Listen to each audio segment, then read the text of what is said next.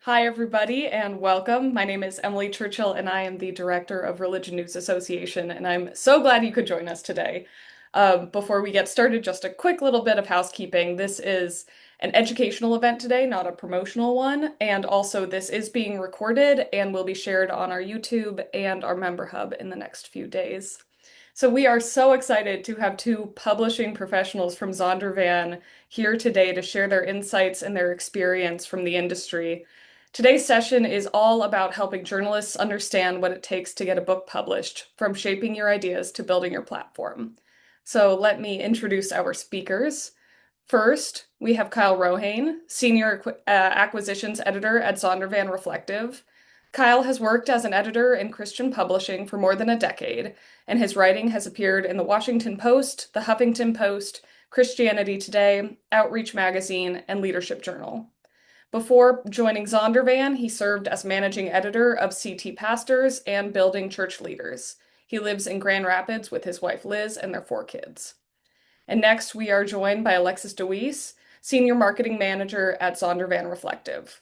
Alexis has spent more than a decade creating marketing strategies for million book bestsellers and even NBA All-Star champions. She earned her master's degree in theology and the arts from the University of St. Andrews, where she researched the intersection of algorithm, ethics, and digital hospitality for authors. Publishers Weekly recently recognized her as a rising star in publishing for her outstanding work with Zondervan Reflective. And moderating today's conversation is the amazing Adelle Banks, projects editor and national reporter for Religion News Service. Adelle is an award-winning journalist and is the co-author of Becoming a Future-Ready Church: 8 Shifts to Encourage and Empower the Next Generation of Leaders. So, a quick overview about how today's session will go. Kyle will kick us off with a look inside the acquisitions process, and then Alexis will walk us through how to develop your platform as a writer. And after that, we will open things up for a Q&A moderated by Adelle. So as we go, please drop your questions into the Q&A box, and we can go through as many as possible during the end of the discussion. And with that, I am delighted to hand things over to Kyle to get us started. Good morning, everybody. Very excited to be here. I get to have the pleasure of talking about the things that I care about. So I hope it's informative and encouraging to all of you. Uh, to get us kicked off here, the first thing I was asked to talk about was just the acquisitions process. What does it look like? What is the timeline for it? I know before I got into books publishing, it was a little bit of a black box. I didn't have any insight at all, and most people don't. How does a book proposal get picked up by a publisher? And I have to start with a little bit of a disclaimer that this my experience is pretty limited to just our imprint, but I also have many friends who are acquisitions editors in um, other imprints, other publishers. So I do have a little bit of insight into how other places do this. But most of what I'm going to talk about this morning is how we do it. And a lot of this is shared between publishers, but some of it may be specific to Zondervan Reflective. So with that disclaimer out of the way, what does the acquisition process look like? Um, there are really, I would say, two primary avenues where authors can get their ideas to a book publisher. And the first is that we, the book publisher, or I as the acquisitions editor, would start up the conversation through networking. Maybe it's a friend of a friend, somebody that we already publish, who knows someone that they introduced to us, someone who is already writing in other capacities on a topic or an expert on a topic, and then we kind of start that conversation and develop an idea and move forward. Usually, though, it's the other process, which is a formal proposal. And the proposal comes to us either directly from the author or through an agent. We can talk about agents here in a little bit. But once we receive that proposal, then it goes through an evaluation process and we decide whether or not to make a formal offer. One question that I get quite a bit is whether we want to receive a full manuscript, unsolicited manuscript, at this stage. And this is one way that I think the nonfiction world, or at least our imprint, is different from the fiction world. Typically, with fiction, You are writing the manuscript beforehand, you're submitting the book, and you're seeing if a publisher wants to pick up your book. For us, we really want to see the proposal and maybe a writing sample of one or two chapters. Um, and with those chapters, usually we want maybe the introduction, but usually we want to see a main body chapter, and that's to get a sense of the writing style, but also to get a taste of what the book's going to be like. It's really important to know. You can describe what a book's going to be like, but unless you're able to read that sample, it's hard to know what the book's going to be.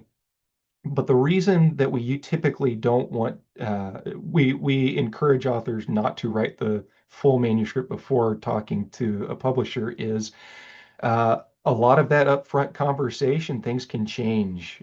We can make suggestions about the outline of the book. We might suggest something about the angle that the author's taking, the direction it's going, and all of that is much easier to pivot at the beginning of the process before the major writing happens, instead of having to work backwards.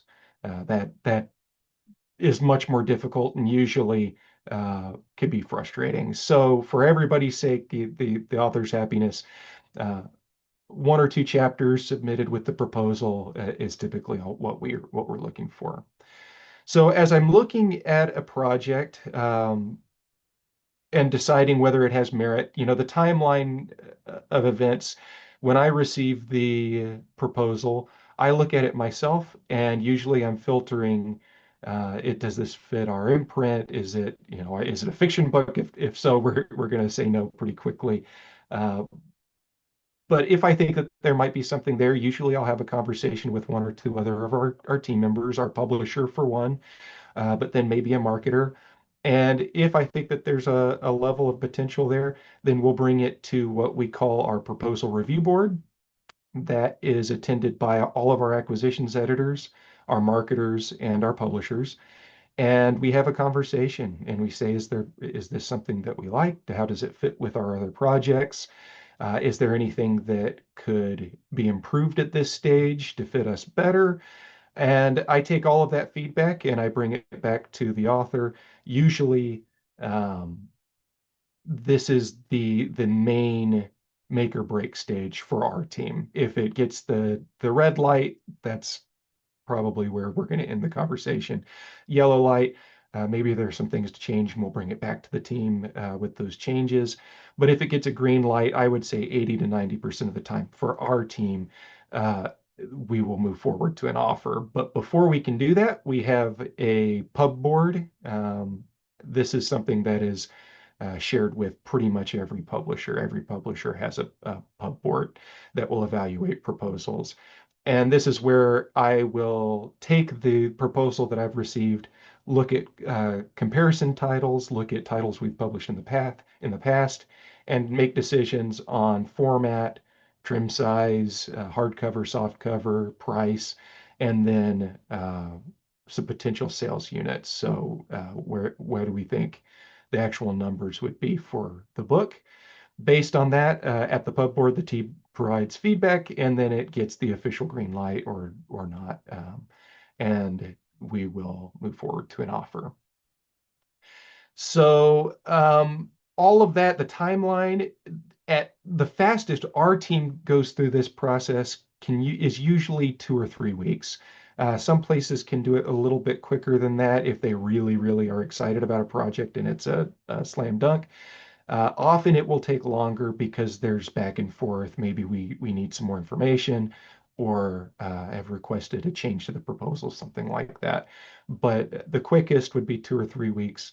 The longest, in some cases, months. In some cases, these conversations, uh, especially in the more academic realm, can last for years, but hopefully that wouldn't be the case.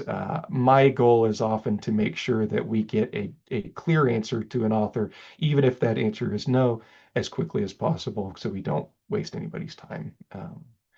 So then the next big question that I've been asked to talk about, what do acquisitions editors look for in a proposal?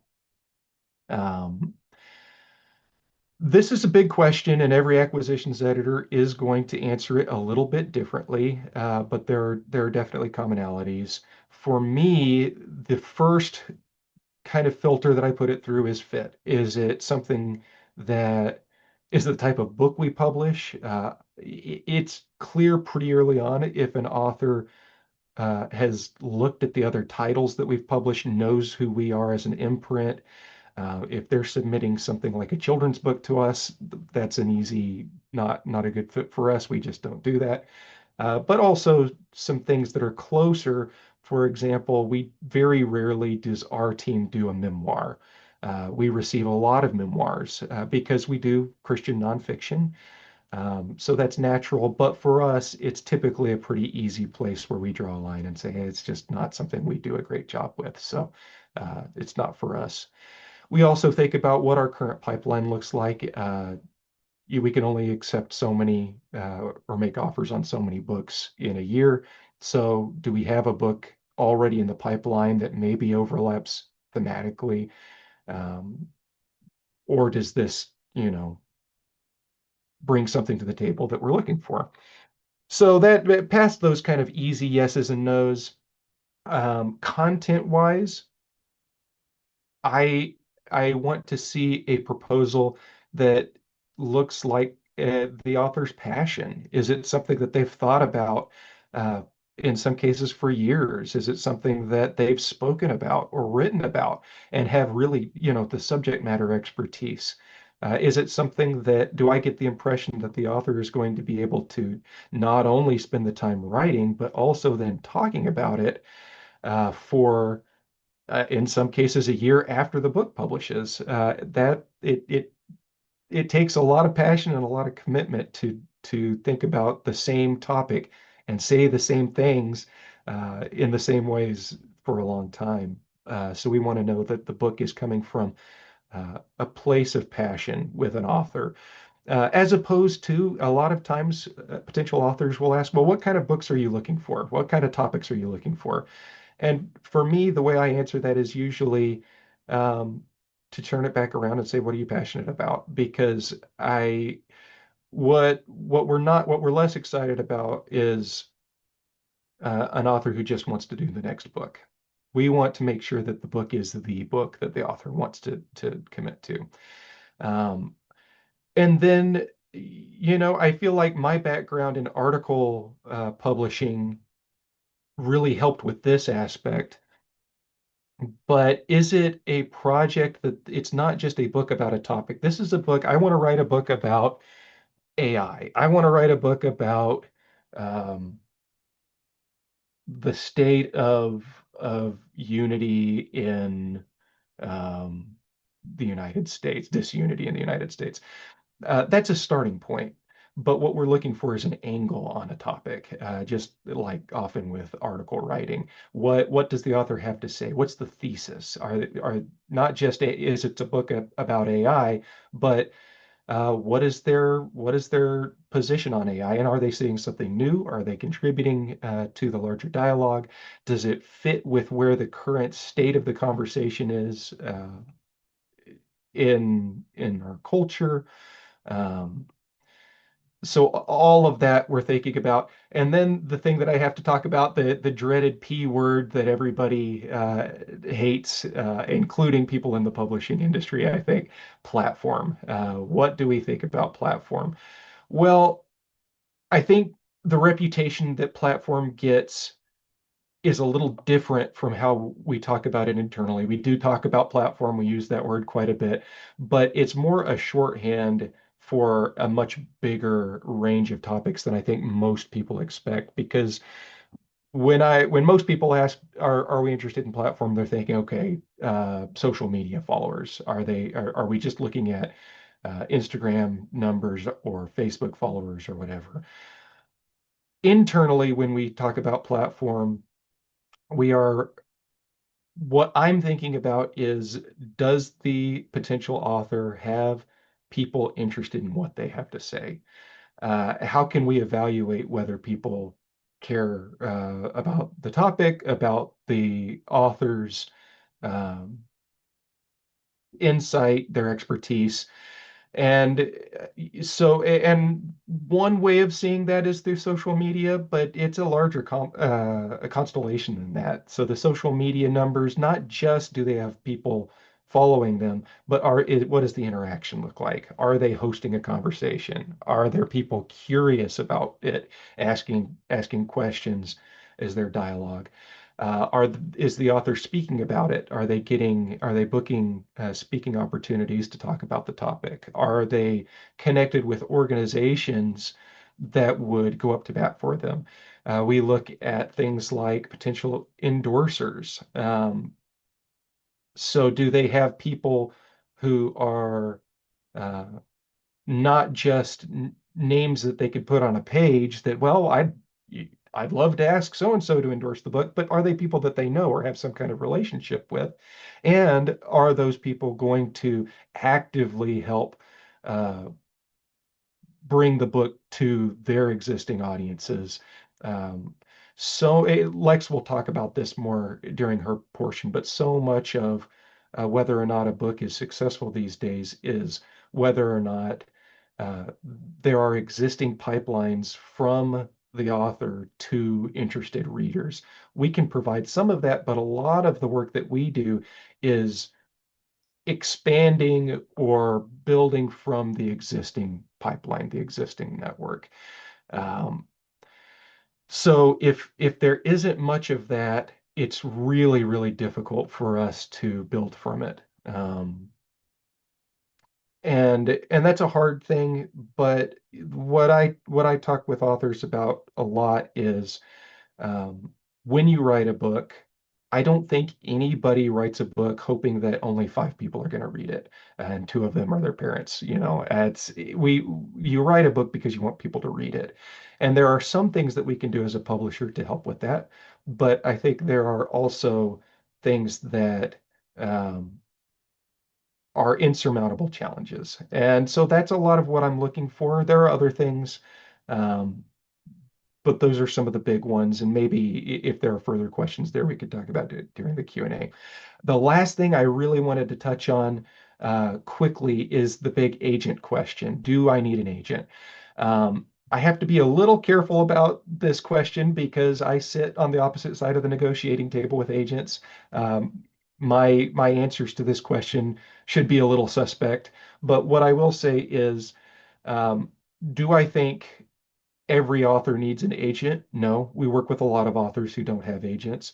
But I think the best thing to think about when evaluating whether or not you want an agent are a series of questions. Number one, what are you hoping the agent will provide? Agents will often uh, different agents provide different services.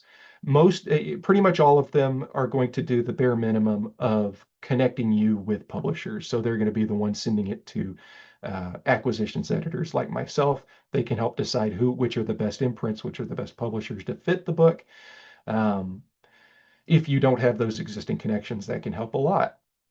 The other thing that they can provide is that initial filter. They have a filter and they only accept certain proposals and certain clients. So if you're wondering whether your idea has merit, presenting it to an agent or a few agents and getting feedback at that stage can be a good indicator of whether or not there's merit, and whether actual publishers would be interested in it. Um, Agents can also, some agents provide help constructing the proposal, making sure you have all the pieces there. And then there's the negotiating side of it. And if that really is something you don't want to get involved with, then they can help with that. They can help with the contract process, and do additional things need to be inserted into the contract. Um, so the big question is, are those things worth the typical rate that agents charge, which is in most cases 15% of the advance in royalties. In some cases, it's as much as 20%, but most of the time it's going to be 15%. And if you have the connection with an editor, um, you're happy with your proposal, you feel confident about your ability to advocate for yourself, negotiating and contracting, um, that's great. But those are kind of the services that an agent would provide. I think that just about wraps up my time. There's plenty more I could say, but maybe during the Q&A portion we can jump into it. All Thank right. you, Kyle. We appreciate your sharing about the acquisitions process. It's probably helpful for those who are listening to kind of think about how they fit into it. I encourage those who are listening to start adding questions to the Q&A function so we can ask what you're wondering about after hearing his presentation. But now we're going to move on to Alexis. Yes, hello. I know that probably there's some concerns or some questions after Kyle's wonderful introduction to the big dirty P word platform. And I am hoping that I can provide some helpful reframings and also some nuance as to how platform looks different for journalists. You are all held to a different standard in kind of the public, the shape of public discourse than most in a lot of platform spaces. So I wanted to take some time to address that. So the first question I wanted to address together is, what does it mean to build a platform? Kyle touched on this briefly, but I think I can color in some of those lines for us here, and just affirm that yes, when we are looking at something, if something has a platform, if an author or an idea that they're bringing to the table is platformed, really what we're looking at is almost, I mean, at least from my side of that table as the marketer on a team, is that really a proposal for me is operating almost like a business proposal. It's a business plan. We're not only looking for a good idea. Yes, we want to have excellent content, but also we need the assurance that that there is an audience ready and willing to buy that book and engage with that material. So with that, the question kind of under the question of does this writer have a platform is there a way for readers to find this writer and trust in the work they are doing? Kind of secondarily, have readers already trusted in this writer and to what extent? A platform can look many ways, not just social media following. Short form publication is a platform as well. The reporting that you are doing and sharing publicly, the articles that you are putting out there, this is part of the platform. As well as some of the speaking engagements that you may do, affinity groups that are connected to, arenas or beats that you may be known in. These are elements of a platform. So if someone comes across the work you've done and wants to know more or keep up with the reporting that you're doing, do they have clear next steps for where they can find you on your own? Really becomes the driving question that I think that journalists who want to publish long form book projects need to consider. Trust is kind of the special sauce of any writer platform. And I think within this circle, you all feel, the importance of having the trust of publications and readers as a journalist. This isn't going to be new news to any of you. But we're also thinking about that trust factor when we're considering, is a writer and their idea, worthy of distributing at this rate? Will we as a for-profit company be able to make good on the investment we make in that book? So with that, I think that it's important, like we were talking, like I just mentioned, like, do people have that next step? A digital platform, so the social media space, having an email list or the like, can be the easiest to control and maintain consistently of your own accord. And so that will kind of guide a chunk of our discussion here. So with that, let's talk about some of the ethical lines to consider in building a platform. Most platform advice, if you've Googled, like, how do I as a writer build a platform, you may have noticed that a lot of this advice hinges on the assumption that writers are supposed to start to build a parasocial relationship between them and their readers. Now, this raises a whole different branch of ethical questions, some that, spurred me towards my master's research. But for the sake of our conversation today, I think it's important to acknowledge that journalists themselves are held to an ethic. you're required to keep some distance from the subjects in which you're reporting. You are required to, keep your opinion to yourself and report balanced facts in a scenario. So this can be a challenge when it comes to the social media space, where the line between people's ability to discern fact and opinion becomes blurred. I think that could be its own masterclass length discussion between people more philosophically inclined than myself. But toward that end, it can be easy to be deceived into thinking that social media sits in a vacuum. It does not, and context matters. So I draw a lot of my own academic research out of Marshall McLuhan, who is the creator of the phrase "the medium is the message," and he talks about how that's an extension of the body. So this, like, we are not sitting in the same room, but you are still getting to hear my voice and what I'm sharing with you. You are extending your ears here to me in this space, but also we bodily exist in a context. I'm here in my study. You are sitting wherever you are sitting, and I think it's a helpful metaphor to think as platform as an extension of physical space. For myself, personally, as a hobby essayist, I want my platform to be an extension of my living room or my dining room table. I'm hosting a conversation there. For a journalist, I think what would be helpful is to think of what metaphorical physical space your work might sit in. Is it a newsroom where there is developments being shared as they come about? Is this purely acting as a reporting avenue?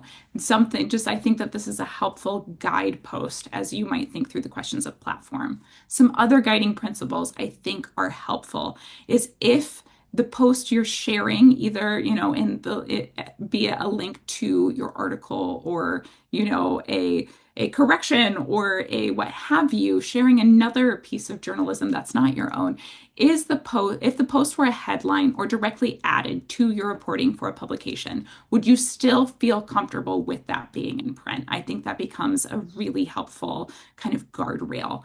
Another question I think worth asking is, if someone were to know your affiliation with the outlets you most enjoy writing for, would your posting in these social or, digital spaces negatively impact that reader's trust or relationship with that outlet? Also, a third question, kind of within this guardrail space: what practices will you put in place to potentially share other works of journalism to maintain a sense of balance of opinion within the digital spaces you steward? Or do you choose to refrain from sharing from other sources? Source being a different journalism outlet, not your specific source for your articles. And so I think having some of these questions to ask yourself, you can start to piece together your own personal ethic as a journalist looking to share in a public space and be found and trusted by readers in a space without having to give up that journalistic integrity necessary to your day-to-day work. Different writers handle this in different ways. For some, they are comfortable using social media as a way to share the reporting, update on further developments related to a story, or share other angles within that same story from other journalists. This has to be governed by that strict ethic to protect from bias or public revelation of personal opinion. Really, what I want for any writer who is a journalist but also has a long form idea, I want you to be findable, but I don't want you to have to give up the journalistic integrity that has to guide your day-to-day work. Some writers will create independent channels of reporting through Substack, through a blog, or an email newsletter. Again, this needs to be governed by that ethic. But a trend I'm seeing that's really interesting to me is seeing Substacks of independent journalists banding together to report what they're seeing that may not have a space within more traditional and established outlets. And so they get to they get to come together and almost share a digital platform, get to still report on things that may not have a dedicated outlet already, and still get to maintain that integrity and have that accountability together. An example of this in the political news space is the Bulwark, but there are others. Substack is really a very interesting space for me as a marketer to observe how different writers of vastly different genres are using that tool. And I think this banding together of independent reporting has been very intriguing to me, and seeing how readers are able to engage more niche topics within a journalism context. Other writers will work with a co-author who is not as bound by the journalism integrity. So they might be, someone who is still very connected to the topic, but can share a little bit more of their personal experience. And so you can have that balance of the reporting and that personal tie. I think an example of this is Adele, our own moderator. She, with her book Becoming a Future Ready Church, had two co-authors, and so each of them filled a distinct role in the scope of that book's project, where Adele got to report and provide case studies of people putting the concepts of this book into practice. Daniel Yang got to take a look at the missiology angle, and then Warren Bird, who I've seen is here today, also got to provide the research and the some of the data backing. So all three of these elements really created a wonderful long form exploration of where the church has been, but then needs to shift and head. And so the journalism piece of that was deeply important to the project, but because she had two other co-authors, that got to balance some of the promotional responsibilities that come with promoting and releasing a book to the public.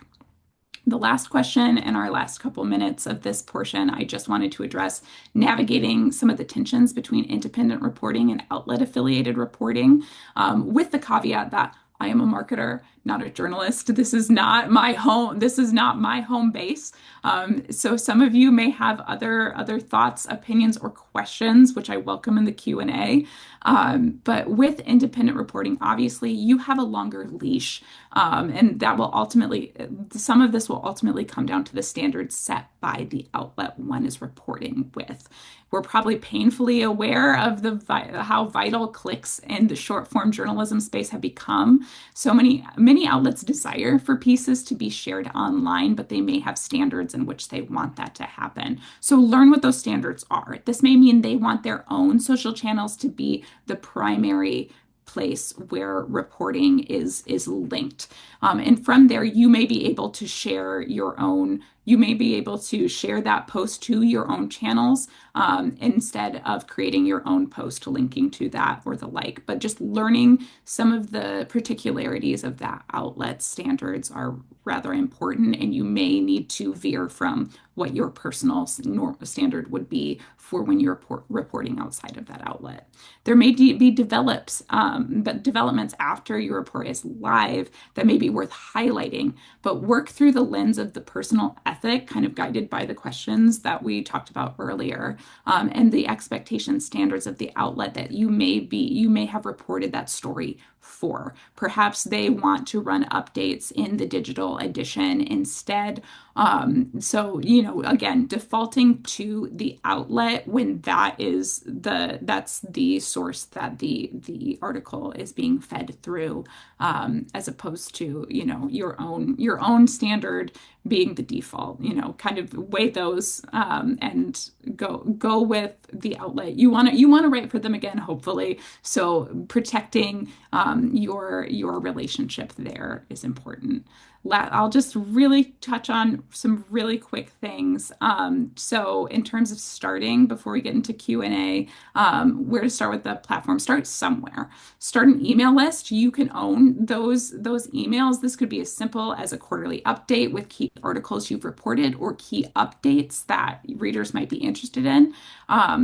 Probably the most important, be findable somewhere. This might be Twitter or Blue Sky or Threads or Substack. But remember, if someone appreciated your reporting and wants to know where to keep up with your work, where can they find you? And then lastly, know your personal platform ethic. If you don't know where to start, the New York Times has their own that's publicly available. I can link that in the chat shortly, and make sure that Emily has that link as well. But that might be a helpful starting ground in addition to the questions posed earlier. So share generously in white light of what you decide. If it's not reported, people don't know. And if the reporting isn't found, people won't learn.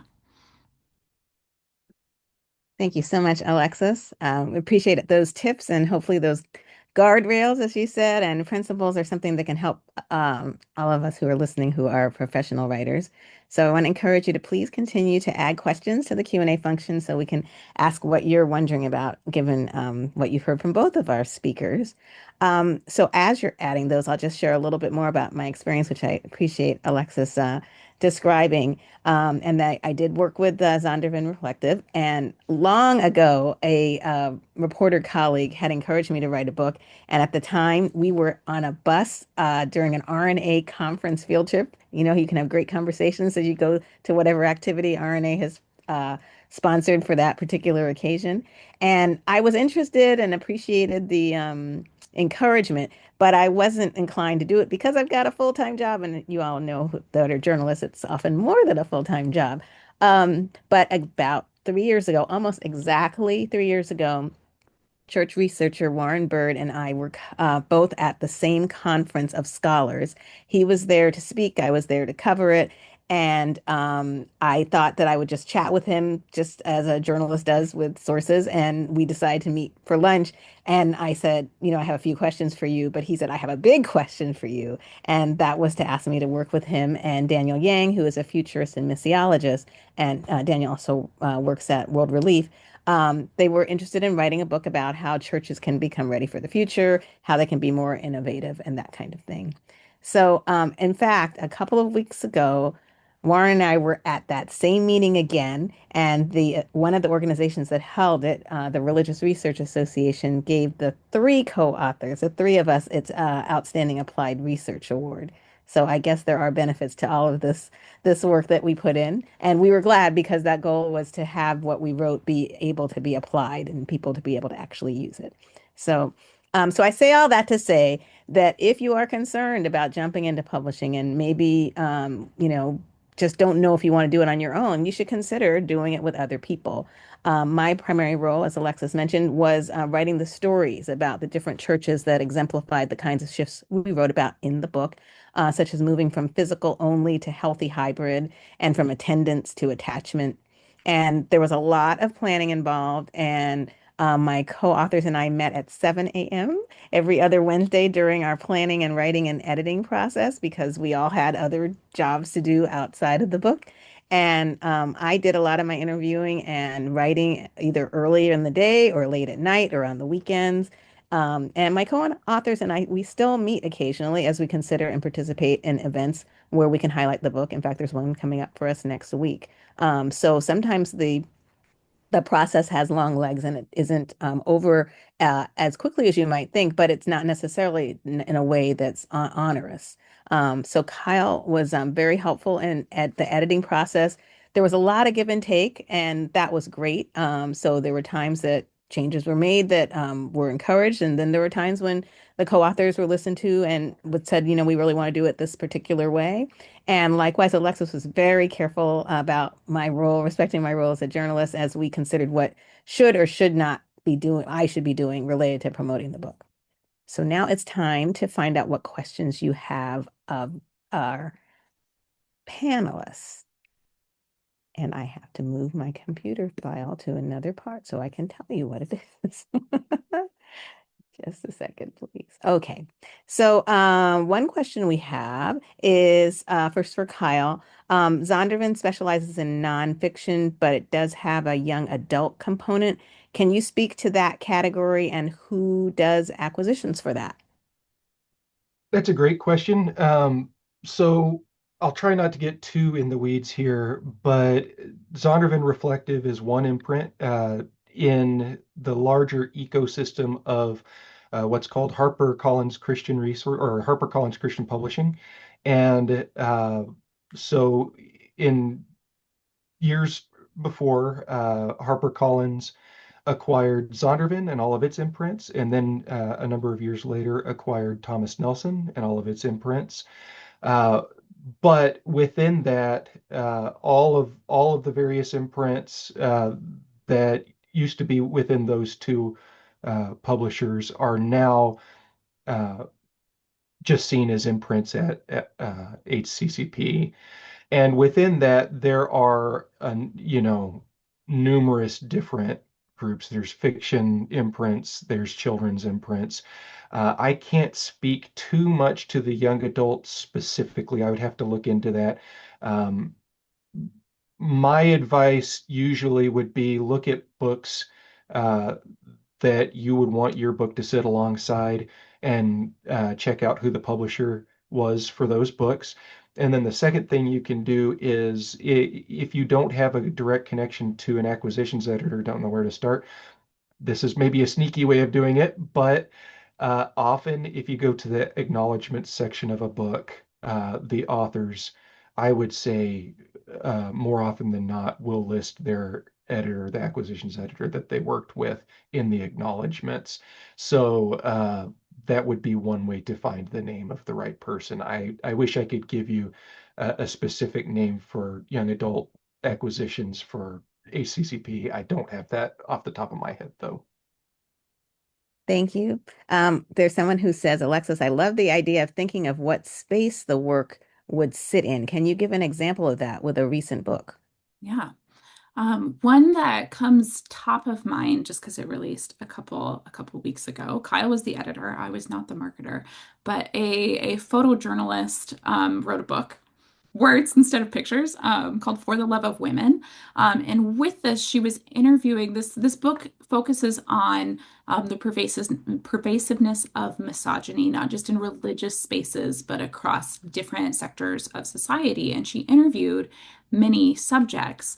And so with that, I think kind of a space that I see this, and as I was talking with my marketing colleague who was working on this book, it kind of sits, it's kind of letting the reader sit, in that conversation, kind of being a silent presence in those conversations between a journalist and their sources, if they decided to be anonymous or public. Some of them did decide to be public. It kind of gave a little window and insight into, getting to almost sit at that table or in that conversation with them, and almost then has like a debrief between the author and the reader afterward. It's not a direct piece of journalism, but I think is a picture of how a journalist can step into a nonfiction space in a way that's not traditionally long form reporting. Not to say that long form reporting is not the table, but it was an interesting posture in this kind of metaphor of space connected to where our writing sits. And I think that knowing that space for you all as you're trying to connect with readers, but also, for your publishing team to kind of have a sense of what that space is. I think it has marketing implications as well, not just the writing implications. Thank you. So, for both of you, regarding the publicizing of books, what should an author expect a publisher to do at the minimum, and what does Zondervan do? You want to go first, Kyle? Go for it. We Well, address this all the time. yeah, Lex is probably going to have more helpful things to say about this than me. Um, this is different for different publishers. Some hire a full-time publicist who can work with you to get placements. I think the the question that I would ask in early meetings with an editor would be um, that very question. What is kind of the standard element? Because there are going to be different levels. Some books have uh, higher profile, and so it's gonna. Unfortunately, I wish that all books could get the exact same amount of attention. PR wise, but some will get kind of the bells and whistles. But there is a minimum that every single book can and should get. And so in that initial conversation, ask what the publisher provides and what would be expected of the author. Um, I think Well, I'll let Lex get into the specifics of what that looks like, but where I would be nervous is if they expected the author to do it 100% of that. What I think as an author you should expect is your existing connections, your relationship with people is better than cold calling and cold pitching things to various outlets. So being able to tap into those things, I think, is important. Um, and then when you're thinking about the way that the PR is going to work, are they sending it out to every single outlet that they have a connection with, kind of without thought, this is just the obligatory thing that we do, or are they being very specific about your book? Who's the audience? Who is the best fit? You know, the morning, secular morning shows might be great for some books, but for a lot of the books we do, that's not a helpful placement. What would be helpful is specific podcasts, um, or guest posts on a Substack, things like that. So maybe they're smaller scale, but it's going to be really targeted. So getting a sense of whether your publisher understands you, your book, and the audience, and can make precise PR placements, I think is really important. So I'll hand it over to Lex. Yeah. I know that I have heard many a horror story, Julia. So do not feel like this is necessarily personally directed at you, but I think what can be helpful and still feel like within a writer's control, like Kyle said, like kind of getting a sense of in advance, like in those acquisition conversations, what's happening. It is not unusual for Kyle to ask me or one of my colleagues to put together, kind of where in light of this book and where we'd like to see it perform, like what are some of the marketing expectations that you hold for yourself or us as a publishing team for this book, and being able to share that with the author in advance. So I don't think it would be out of the realm of normal to ask that for other publishers as well. I think also in those sorts of acquisitions questions, knowing that, or in those conversations, knowing it's a two-way conversation. So come with some marketing questions, ask, what can I expect from your team and what's expected from me can be helpful in just knowing where the expectations lie. Within our specific, realm that we work in, usually we like many publishers will have we'll have our hero products and our sleeper hits. This does not mean that your book is not worthy if it's a sleeper, but that does kind of dictate where marketing budgets lie. So I think of this in kind of three buckets. There's one, like the front-facing marketing bucket is going to be, putting together, making sure that there is a web presence for the book. There's a landing page where we can build something on to an existing author site that can be the hub of the campaign. This is putting together print, digital, social ads for the book. This is designing different promotional elements, putting together an influencer package that, pairs some of your influential personal connections alongside, other folks that you may have second degree connections with that we as a publisher can help fix up. So there's different marketing categories within that. This also includes, things helping equip for speaking events, banners, promo, seeing if we can get some email exchanges within our network, kind of doing some of that negotiation. This is kind of a lot of my day to day. Then we have kind of the marketing operations piece of this. This is, being able to help advise and guide the cover process, the titling, the messaging behind a book, metadata for retailers, working alongside our retailers to make sure things are going smoothly on that front, making sure that different Amazon optimization pieces are in place. This is the things you don't see as an author. Generally, it's not sexy, but it's deeply, deeply important.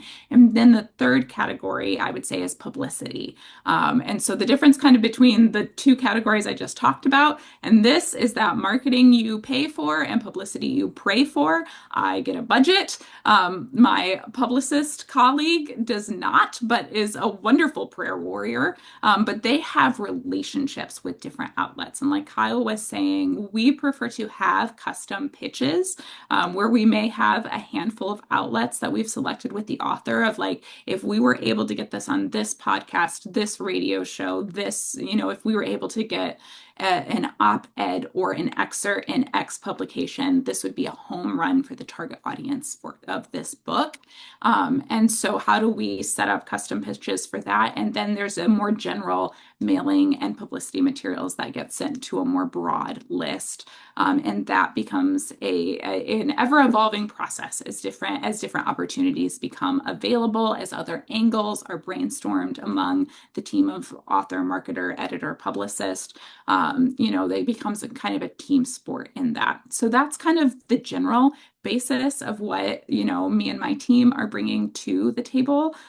But with that, this all, like Kyle acknowledged, kind of hinges then on what that author's platform is as to how customized we can get, how broad we can get this. I have only so many connections in a short window of opportunity. I would say in the month before a book releases and a couple months after the book releases, the doors are wide open to me and my publicist contact. But for an author, having an ongoing conversation, like Adele was saying, they have a speaking engagement. They have an engagement for this book coming up shortly here, where my windows of opportunity for them as authors, shut months ago, but now we're in conversation. They will come to me and be like, hey, we need XYZ. They're really graciously patient as, different books kind of are on the front burner for me, things that will be releasing in the next couple of weeks. So sometimes that takes some follow-ups, which I'm always grateful for.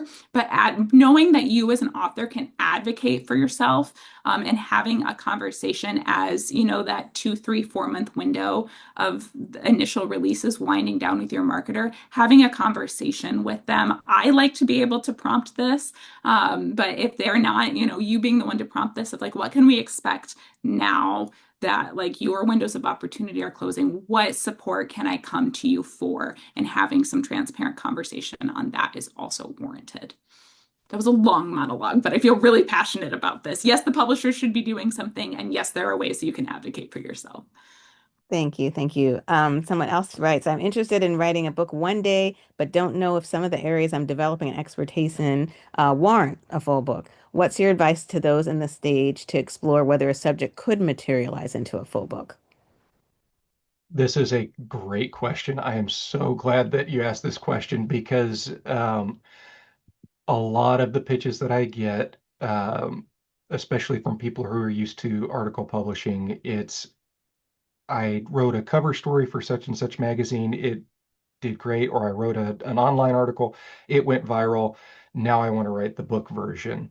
And one of the first things, it's a little bit of a gut level, kind of intuitive thing, but it's pretty easy to tell whether there's a book length's worth of content there or interest there. I would say some of the things to weigh as you're thinking through those topics um, is the length of the content. If you think an idea might lend itself to a book publishing, put together a potential outline. What would it break down into 3 parts? What would 10 chapters look like? And think, is there enough to say unique, fresh, interesting, that you're not repeating yourself a lot, that it warrants a full book's treatment? So that's number one. Number two, in conversation with people, how many questions are they asking? Is it something that hopefully the eyes aren't glazing over, but is it something that they're leaning in, asking more questions, asking you questions you haven't thought about, provoking further research? Um, Generally, and I could say this as someone who spent quite a bit of time in that journalistic space, we're curious people. Journalists are naturally curious people. If you're going into a book writing project and you feel like you already know enough that you can sit down and write it all off the top of your head, uh, it may not be a book length material. Is it going to require some further research? Is it going to require connecting with more people, bringing in more expert opinion? That's helpful. Um, There are other things. A lot of it is that gut level feeling, but I'd say the two major things to weigh is there enough content here to warrant a book length treatment? There's a lot of books that should have been articles. There's a lot of articles that should have been tweets, as we all know. So is there enough to say here? And then number two, is it something that people are naturally interested in? Does the main thesis of it provoke uh, um, further exploration, further curiosity? All right, we'll move on to the last question because we're getting close to our time. Unless, Alexis, you wanted to add something there. It is an important question. If you want to add anything more, you can. No, I think that was great. Okay, all right. Another question we have is how healthy is the market for books that are chiefly based on straightforward religion reporting as opposed to being inspirational, aspirational, or written from a particular faith-based worldview? Either one of you? Actually, Kyle, I think somebody really wanted you to answer that. Repeat the question one more Sure. time. So How healthy is the market for books that are chiefly based on straightforward religion reporting as opposed to being inspirational, aspirational, or written from a particular faith-based worldview? that makes sense. I think it's tough for me to answer that without looking at some numbers or having some examples. I would say there's a happy medium. So yes, I I think we all know that the books that sell the best are going to be the inspirational, telling people what they already know, what they already buy in. It's maybe a little lightweight.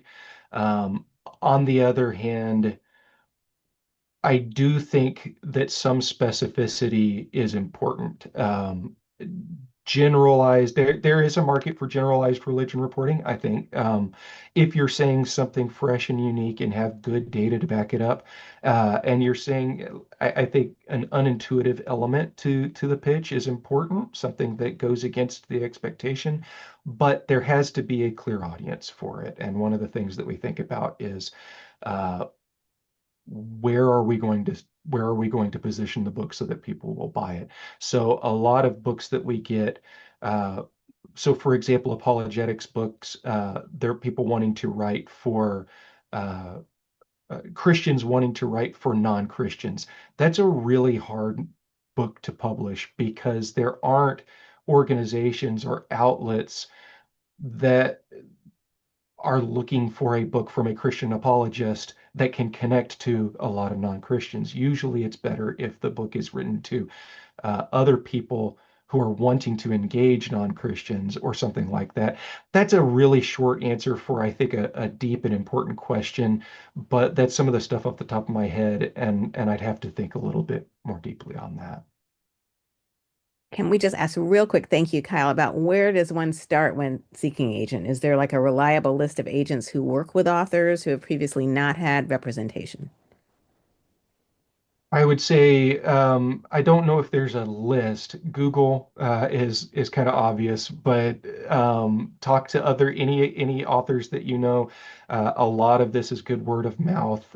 If there's a book that you like, that, like I said, it really represents the type of book that you would like to publish. Um, the first place to start again is the acknowledgments. A lot of people acknowledge their agent in that section. But then I know a lot of authors who are very open to talking about that process. So whether it's on social media, private message, or if you have access to their email or maybe a website submission, ask an author and they'll tell you who their agent was. Usually they'll be very forthcoming about how good the relationship was. I wish there was something a little easier than that, but I know what that that's is. going to be, oh, go ahead, Lex. Yeah. There is still, this does still exist. There is the both the Writer's Market Guide and the Christian Writer's Market Guide that get released each year. I don't recommend buying it because it's going to be updated in the next year. I recommend going through your public library, support your public libraries. But they will often have copies of one or both of these, and you can even like request even like if a digital version of the Christian Writers Market Guide will be available. And this will give you kind of a picture of both the Christian, like both, I mean, both the publisher space, kind of what different publishers are putting out genre-wise, but also what editors are out in the market and are generally representing. But I would recommend cross-referencing. So Google confirm that that's the case, and also on the agent side, confirm that they are open to new clients, that they're accepting new clients. Some are not, they have their roster full, but kind of getting a sense of who's out there, who's representing what genre, and if they are open to pitches, and looking on their website as to what that process would be. It's not, it's more formal of a channel. It is not entirely outdated, but it is something that I think is worth supporting for the sake of longevity of there being this information readily collected. But yes, as Kyle's saying, cross-reference online, and look at the things that you see that you want, you would see your project sitting alongside, and getting a sense of who's representing that and where they are active. And another good resource there is going to be Publishers Weekly. Their religion section publishes a regular report of religion acquisitions. So just Google that or go to their website, and that lists agents which acquisition editor has acquired a book by an author, and whether or not it was agented and who the agent was. Great. Very helpful information. We are close to the noon hour and know that we need to wrap up, but we just want to leave you with some action steps, some helpful points to keep in mind. First, you need to determine your own ethic of platform alongside the standards of the publication you currently write for, or those you hope to write for one day. And as Alexis mentioned, the New York Times has these standards that might be helpful. And you can observe what other author and journalists, people who are doing both, are doing with their own public digital platforms, and note what's interesting and inspiring to you and your own work. And then you set your own course of consistency. We talked through some examples about ways to start. Now you can figure out, what are one or two practical actions that you can create for a plan for yourself. So I want to thank very much Kyle and Alexis for sharing their perspective from Zondervan on these really important matters, and thank Emily and the RNA for hosting this. We hope it's been helpful. Feel free to check out the recording or share it later with people who weren't able to attend. Thank you again. Take care.